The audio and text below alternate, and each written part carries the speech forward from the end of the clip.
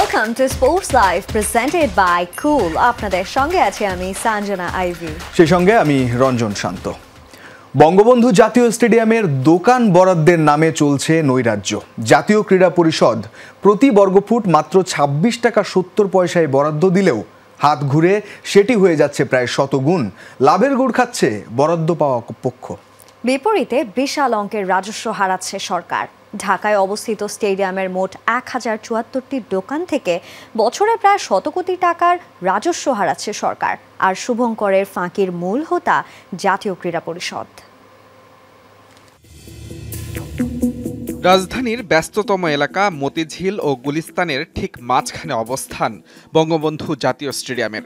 দেশীয় খেলাধুলার প্রাণকেন্দ্র এই স্টেডিয়াম সবসময় জমজমাট থাকে মানুষের পদচারণায়। তবে ক্রীড়া সম্পর্কিত মানুষের চেয়ে কেনাকাটা করতে আসা মানুষ ও দোকান কর্মচারীদের সংখ্যাটাই বেশি। কারণটাও বেশ পরিষ্কার, স্টেডিয়াম ঘিরে তৈরি হয়েছে আলোচিত মার্কেট, যার ২টি ফ্লোরে রয়েছে মোট ২৯৬টি দোকান। জাতীয় ক্রীড়া পরিষদের মালিকানায় থাকা এসব দোকান তৈরির মূল উদ্দেশ্য ছিল রাজস্ব আয়। তবে দোকান করতে গিয়ে হয়েছে রীতিমতো পুকুর চুরি। নামমাত্র মূল্যে বরাদ্দ দেয়া এসব দোকান, সেসব দোকানের ভাড়া যখন বাজারে লাখ টাকা, সেখানে সরকার পায় মাত্র কয়েক হাজার। তাই তো বিশাল অঙ্কের রাজস্ব হারাচ্ছে সরকার। আর এ কাজে সহযোগী খোদ জাতীয় ক্রীড়া পরিষদ। বর্তমানে গ্রাউন্ড ফ্লোরের প্রতিটি দোকানের ভাড়া নির্ধারণ করা হয়েছে প্রতি বর্গফুট ২৬ টাকা ৭০ পয়সা করে। দ্বিতীয় তলায় প্রতি বর্গফুটে ২২ টাকা ২০ পয়সা করে ভাড়া পায় সরকার। অথচ মালিকানার হাত বদল হয়ে ১০০ থেকে ১২০ বর্গফুটের এক একটি দোকান থেকে ভাড়া নেওয়া হচ্ছে গড়ে লাখ টাকারও বেশি। এটা ভাড়া কত দেওয়া লাগতেছে আপনার? এগুলো আপনার ৮০,০০০ আছে আমার জি এগুলো কত আপনার ৯০,০০০ টাকা আছে। ১ লাখ টাকার মতো আছে। ১ লাখ টাকা ১ লাখ টাকার মতো। পরিষদে মাসে ৪২৩৫ টাকা ভাড়া দিতে হয়।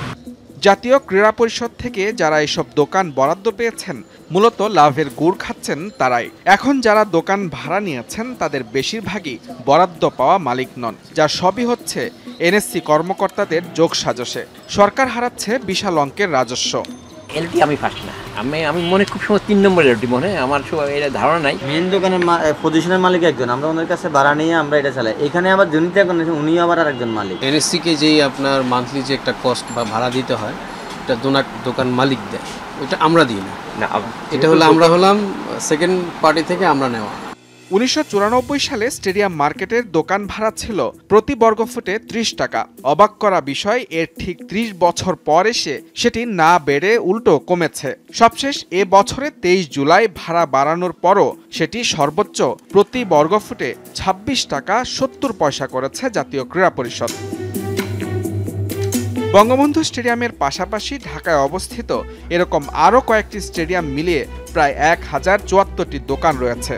আর এই শুভঙ্করের ফাঁকিতে প্রতি বছর প্রায় ১০০ কোটি টাকা রাজস্ব হারাচ্ছে সরকার। স্টেডিয়াম মার্কেটের দোকানের অনিয়মের বিষয়ে জাতীয় ক্রীড়া পরিষদ সচিবের কাছে জানতে চাওয়া হলে রীতিমতো ক্ষিপ্ত হয়ে ওঠেন তিনি।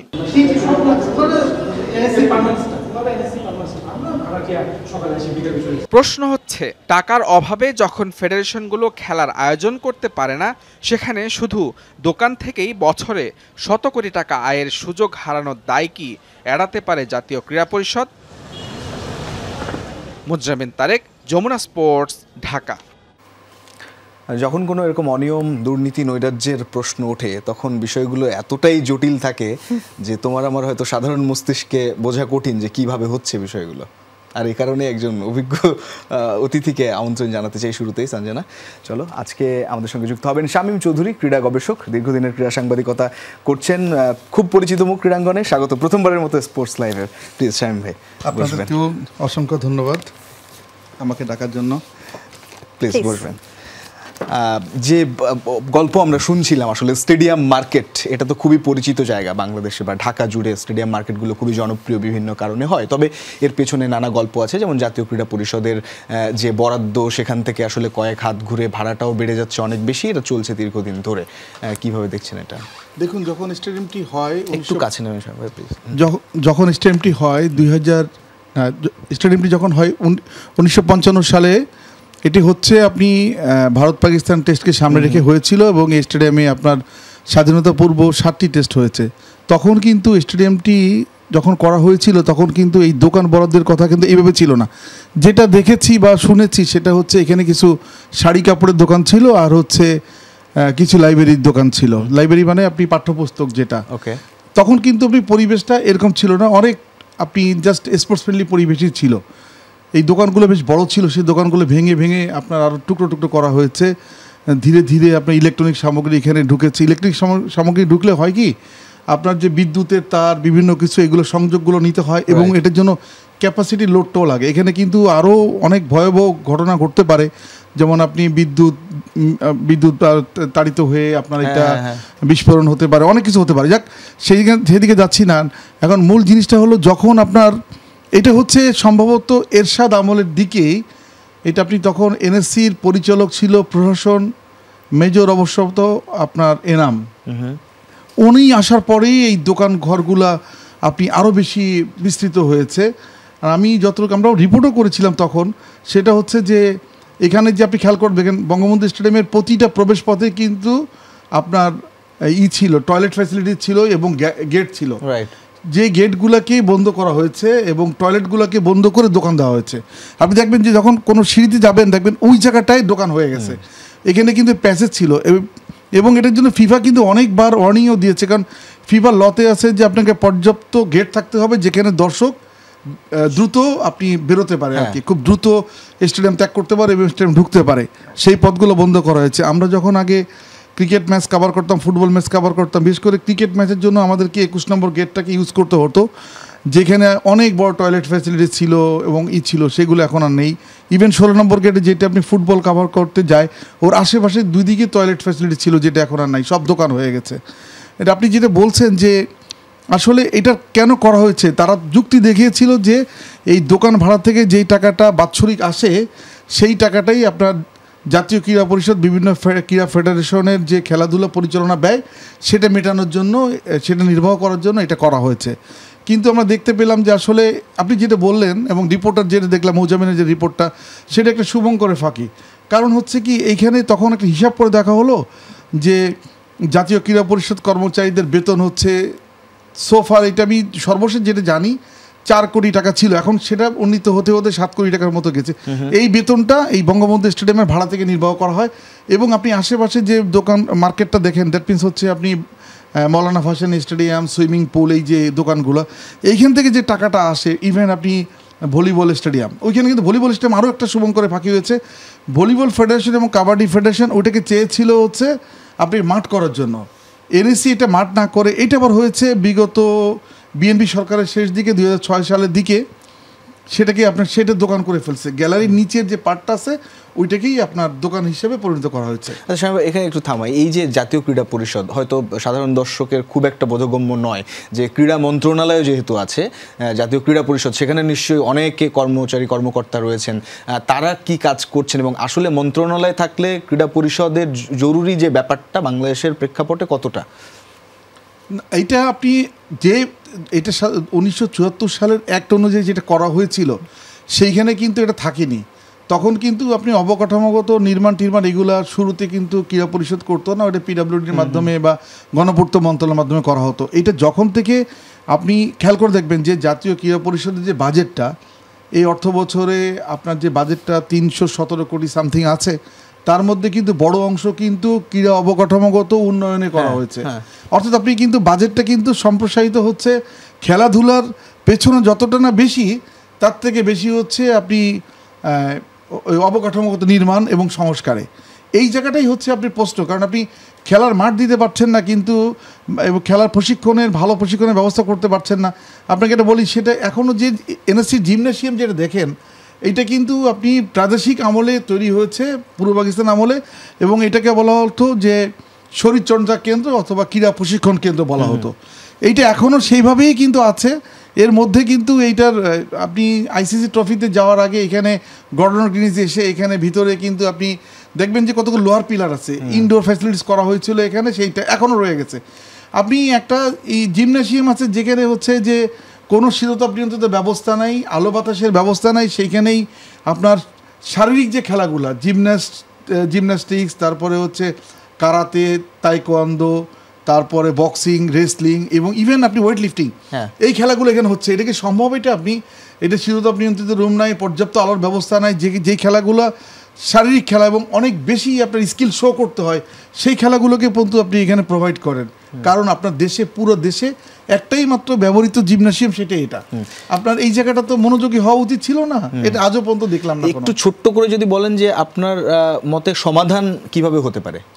সমাধানটা অনেক আগেই ছিল। সেটা হলো কি, এটা আপনি 1999 সালের দিকে আপনার বুয়েটের একটা আছে, সেটা bureau of research and testing institute, তারা আপনি এই স্টেডিয়ামটাকে আপনার ভেঙে ফেলতে পুরোপুরি গুড়িয়ে দিয়ে এইখানে নতুন করে অবকাঠামোগত স্টেডিয়াম, নতুন একটা স্টেডিয়াম করার জন্য তারা পরিকল্পনা জাতীয় ক্রীড়া পরিষদকে দিয়েছিল। জাতীয় ক্রীড়া পরিষদ এটা এগ্রিও করছিল, শহীদুল্লাহ স্যারকে দিয়ে পরবর্তীতে এটা স্ট্যান্ডিং করা হয়েছে। যেটা হচ্ছে তখনই এই জায়গাটা হচ্ছে সবচেয়ে ক্ষতিটা করা হয়েছে 2006 সালের দিকে।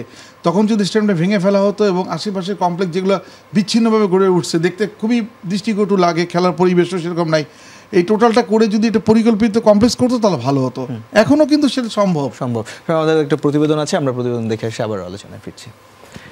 24 বছরের টেস্ট ইতিহাসে সবচেয়ে বড় অর্জন নিয়ে দেশে ফেরায় দারুণ খুশি টিম টাইগার্স। এর আগেও দল ফিরেছে বহুবার, তবে এবারের ফেরাটা বিশেষ বলছেন বোর্ড সংশ্লিষ্টরা।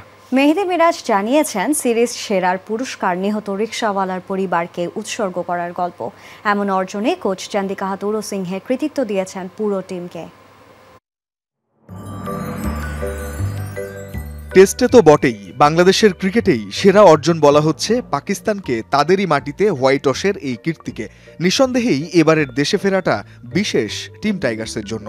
আলহামদুলিল্লাহ, অনেক ভালো লাগতেছে, ভালো কিছু করতে পারছি, সবাই খুব ভালো খেলছে, সো হ্যাপি আর কি। আমরা জিততে পারছি, সবাই মন দিয়ে খেলছে, আলহামদুলিল্লাহ ভালো লাগতেছে সবার। টেস্ট আঙ্গিনায় বাংলাদেশের 24 বছর পথ চলার পর এমন দিন ধরা দেয় গর্বিত অধিনায়ক নাজমুল শান্ত। দেশের জন্য কিছু করতে পেরে খুশি লিটন দাস। আমরা সবাই জানি টেস্ট ক্রিকেট কতটা স্পেশাল প্রত্যেকটা ক্রিকেটারের জন্য। তো এই ধরনের সিরিজ জিততে পারার অন্যরকম একটা ভালো লাগা কাজ করে। তো দেশের জন্য কন্ট্রিবিউট করতে পারাটা সবসময় নিজের কাছে ভালো লাগে। আর এটা ভালো লাগছে যে আমি যে ম্যাচটা জয় হয়েছে তার পিছনে কিছু একটা কন্ট্রিবিউট করেছি। নানা অস্থিরতার মধ্য দিয়ে যাওয়া দেশের মানুষের জন্য পাকিস্তানে বসেই কিছু করার কথা ভেবেছিলেন মেহেদী মিরাজ। একটা ছেলে কান্না করছিল, ছেলেটার বয়স লুক লাইক আমার ছেলের মতনই বয়স, যে কান্না করছে যে আমার বাবা মারা গিয়েছে, নামাজ পড়তে গিয়েছে, গুলি খেয়ে মারা গেছে, আমি রক্ত দেখেছি, যে আমার বাবা ফিরে আসে না। মানে আমার ওই কথাগুলো আমার এখনো কানে বাজে এবং আমার কাছে খুব মানে খারাপ লেগেছিল এবং আমি পুরো জিনিসটা দেখেছিলাম। তখনই আমি নিয়ত করেছিলাম যে ম্যান অফ দ্য সিরিজ হবো কিনা সেটা তো আর জানি না, বাট আমি দেশে এসে আমি ওদেরকে কিছু হেল্প করবো। দল ফিরেছে এর আগে বহুবার, তবে মধ্যরাতে দলকে মিষ্টিমুখ করানোর এমন সৌভাগ্য কমই হয়েছে বোর্ড পরিচালকদের। সেই অনুভূতির কথাই বলছিলেন নাজমুল আবেদিন ফাহিম, আকরাম খানরা। এমন একটা অভাবনীয় পারফরমেন্স এবং আজকে মনে হয় সবকিছুকে অতিক্রম করেই সবাই বোর্ড পরিচালক যারা এখানে এসেছেন সবাই খুবই উদ্বেলিত বলবো আমি।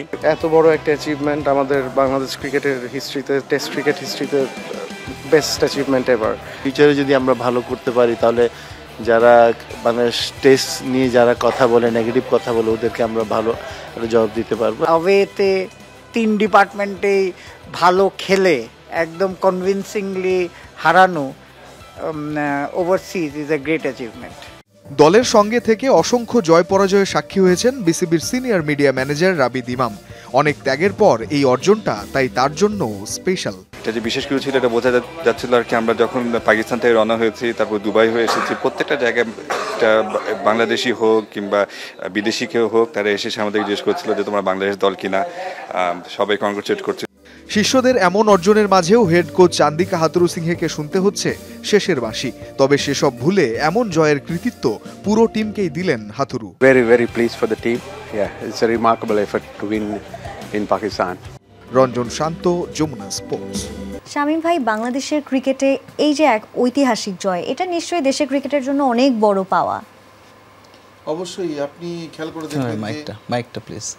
আপনি খেয়াল করে দেখবেন যে আমরা যখন আগে কিন্তু ছিল যে আমরা 13টা টেস্ট পাকিস্তানের সাথে খেলেছি, 12টা হেরেছি, একটা ড্র হয়েছে খুলনা, যেটা হচ্ছে আপনি থার্ড ইনিংসে ইমরুল আর তামিমের একটা ওয়ার্ল্ড রেকর্ড পার্টনারশিপে। আমি কিন্তু এর আগেও পাকিস্তানে গিয়েছি, 2টা ট্যুর করেছি। আপনি কিন্তু চোখের সামনে কিন্তু মুলতান টেস্ট 1 উইকেটে হারও দেখেছি আমরা, যেটা হতে পারতো সেটাই বাংলাদেশের ইতিহাসে প্রথম টেস্ট জয়। কারণ আমরা জিম্বাবুয়ের সাথে জিতছি তারও প্রায় 2 বছর পরে, তাই না, যেটা আমরা হবে জিতলাম। আমাদের এত অপেক্ষা করতে হতো না। কেন যেন মনে হয় বারবার আমরা পাকিস্তানের সাথেই আমাদের খেলার সময় একটু অন্যরকম আপনার রিদম আমরা পাই। আমরা 99-এ যে ওয়ার্ল্ড কাপে ফার্স্ট উইন, যেটা আমাদের ওয়ার্ল্ড কাপে ফার্স্ট বড় কোনো প্রতিপক্ষের সাথে জয়, সেটা পাকিস্তানের সাথে, সেই থেকে আমরা কোনো না কোনোভাবে কিন্তু পাকিস্তানের সাথে সবসময় ভালো খেলি। এখানে কিন্তু 2015 সালে আমরা পাকিস্তানকে হোয়াইট ওয়াশ করেছি 3 ম্যাচের ওয়ানডে সিরিজে, এবং 3টা ম্যাচই আমরা দুর্দান্ত খেলে আমরা জিতে গেছি। যেই সিরিজেই আপনার অন্যরকমভাবেই আমাদের উত্থানটা বিশ্ব দেখেছে, তাই না? ওইখান থেকে কিন্তু আমাদের র্যাঙ্কিংটা উত্থান, এবং আমরা 9 থেকে লাফাতে আমরা 7-এ চলে গেছি ওর পরে যে ধারাবাহিকতায়। এখন আমরা দেখেন টেস্টের চ্যাম্পিয়নশিপে যেটা ছিল আগের 2 সাইকেলে আমাদের অবস্থানটা ছিল কোথায়, আমরা তলানিতে ছিলাম। 9টা টেস্ট প্লেয়িং কান্ট্রির মধ্যে যেটা যারা ICC টেস্ট চ্যাম্পিয়নশিপ খেলে ওদের মধ্যে 9 নম্বর আমাদের অবস্থান ছিল। আশা করা এখন তো আমরা 4 নম্বরে চলে গেছি র্যাঙ্কিংয়ে। আপনি যদি এই অবস্থানে থেকে শেষ করতে পারেন, বা আপনি যদি 5-6ও থাকতে পারেন, তাহলেও কিন্তু এটা আমাদের অনেক বড় অর্জন হবে। কারণ এক হিসাবে কিন্তু টেস্টে আমরা কিন্তু এখনও সেভাবে গড়ে উঠিনি মানুষ বলে, তাই না? সেই ধারাটা আমরা চেঞ্জ করেছি। মাউন্ট মঙ্গানুইতে আমরা নিউজিল্যান্ডকে হারিয়েছি, এখানে হারালাম একেবারে। শামীম ভাই, আমাদের সময় একেবারে আজকের মতো শেষ। তো হোপফুলি এই জয়ের ধারা অব্যাহত থাকবে, বাংলাদেশ এগিয়ে যাবে। আপনাকে অসংখ্য ধন্যবাদ আজকে যুক্ত হওয়ার জন্য স্পোর্টস লাইভে। দর্শক, এই ছিল আজকের স্পোর্টস লাইভ। এতক্ষণ সঙ্গে থাকার জন্য সবাইকে ধন্যবাদ। আল্লাহ হাফেজ।